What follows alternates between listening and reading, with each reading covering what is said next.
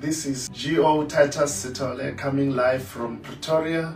I want to welcome you all. I'm doing series on elections and voting. My topic is the importance of a vote, the disadvantages of not voting, and how to cast your vote. We are going for election. Many of us are complaining about one thing or the other, and many are disgruntled, many are not happy at all. You have something in your hand. I have something in my hand, and that thing that I have is a vote that can bring what I desire, that can take us where I want us to be as a nation. As we go to the polls, we're gonna put a cross. Your vote is important.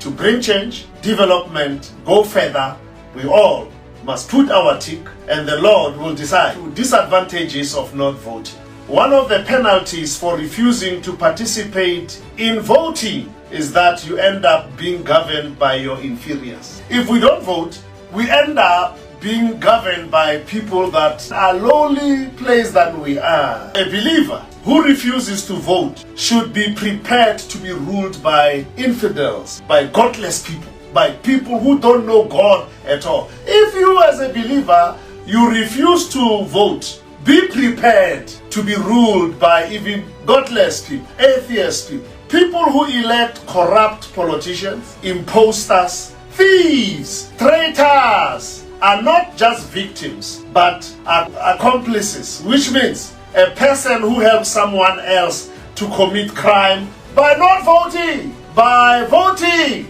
also, you may help someone to indulge wrongly. A vote is a kind of prayer about the kind of world you want to live in. When you vote, you are kind of praying, envisioning what your world you want it to be. Not voting is not a protest, it is a surrender. Some people say, government this, politics, it's a waste of time. You are not protesting, you are surrendering to whatever that will come.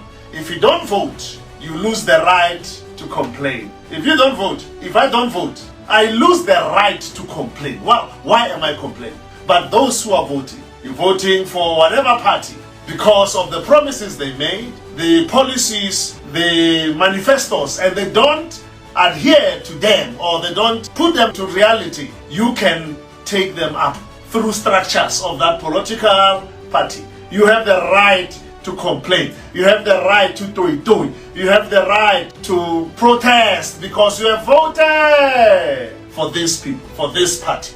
Bad governments are elected by good citizens who don't vote. If you don't vote, then I'm voting in any way, indirectly. The ignorance of one voter in a democracy impairs the security of all.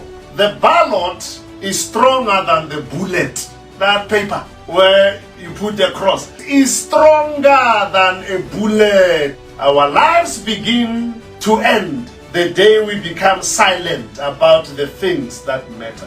When we become silent about the very important things that matter. So when people protest, when people show their unhappiness, that's good. But when people take life, when things are falling apart, there's crime, things are not working in communities, and we keep quiet, that's when our lives end. How to regard my vote?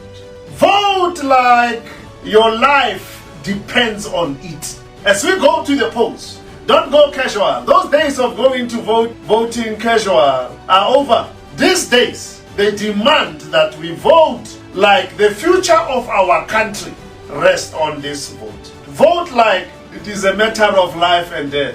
Vote like your rights and your freedom depends on this vote. Go cast your vote thoughtfully.